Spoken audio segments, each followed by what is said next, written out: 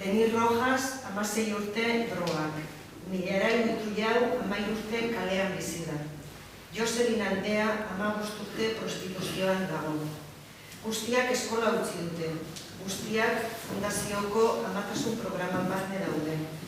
Guztiak Ferronabiako biztanleak dira, eta Ferronabia Txileko herria da.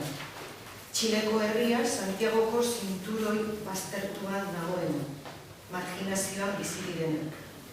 Gutxi gora bera, Ferronabian 150.000 biztanle bizi dira, baino kilometro karratuko 13.000 gora bizi dira kilometro karratuan.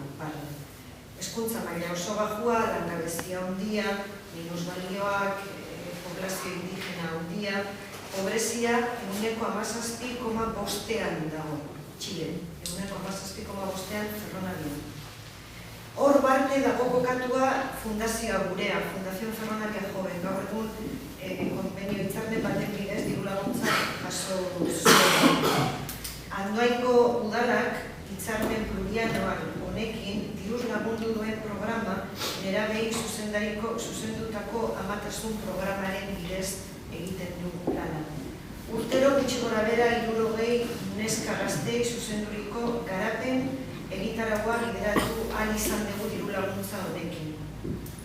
Baina amatasun programa honek ez du helburu bakarrik, ez du helburu haurdunaldia edo jaiotzaren zaintza. Bai ordea, neska hauen duintasuna berreskuratzea, duintasuna zutitzeko eta duintasuna oinez abiatzeko.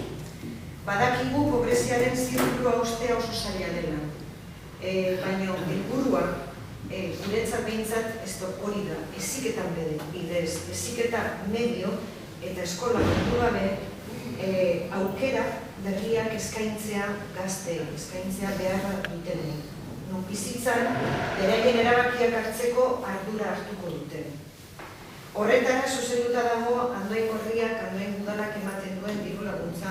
Horregatik fundazioaren izenean, neska hauen izenean, programaren izenean, esker mila Andoaingo herriari eta Andoaingo udalari herriaren ordez laguntza ematen duen.